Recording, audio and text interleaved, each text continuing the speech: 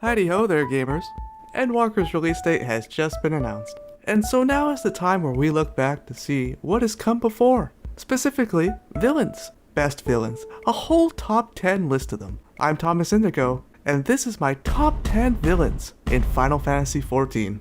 Number 10. If you've been watching my content for a while, I think you can probably guess this number 10 spot. That's right, the number 10 most evil villain goes to the son of the Emperor and all-around bad dude, Xenos. Now, who can deny that Xenos is a villain in Final Fantasy XIV? The reason he's at my number 10 spot is because there isn't much depth to Xenos. He seems to be just evil for the sake of being evil. That's it. Though, wouldn't it be cool if we had a villain with actual depth? But just a suggestion, you know? Number 9. If you're a fan of the Agents of Inquiry and various reoccurring characters associated with them, then you'll likely agree with this number 9 pick. Gilgamesh. What earns Gilgamesh my number 9 spot is not just his constant conflict with the Warrior of Light, but also his willingness to eat his own friend Enkidu, that poor green chicken. Number 8. The reason Gaius is number 8 is simply because he is cool. He restored the Ultima weapon OC Please Don't Steal, has a gun sword, and much like the character Frieza for Dragon Ball Super, he turns gold in his final form. Truly, this guy is epic. Number 7. Thancred is number 7 on this list, not because he was briefly possessed by an Ascian, but because of his villainous good looks. I mean, just look at him. No doubt he's stolen the heart of many a Mikote in his time.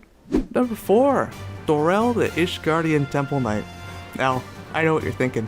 Why on earth would Dorel the Ishgardian Temple Knight be on this list? Number 3.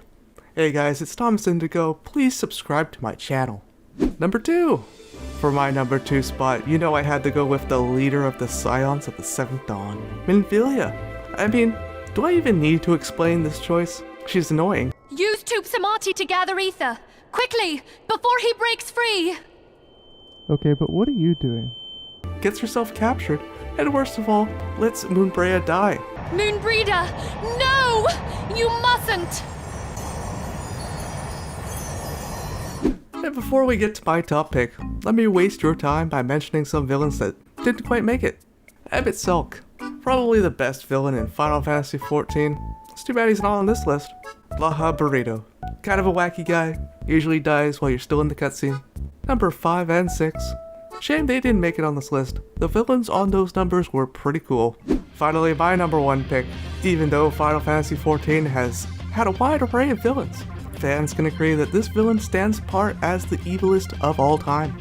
That's right, my number 1 spot goes to Greg. Although Greg has had continued conflict with the Warrior of Light, and even ate his best friend Enkidu, that's not what makes him my number 1 choice. No, it's because of what he did to the entirety of the Final Fantasy XIV community, when he took our favorite inspector from us. We haven't seen Hildebrand since patch 4.56. It's now 5.55. I mean, come on, Greg, bring our inspector back. If you disagree with my choices, well, that's too bad. We don't have time to fix them. But what we do have time for is time for you to like and subscribe. Anyway, thanks for watching this video. If you like this video, on screen now is Sand.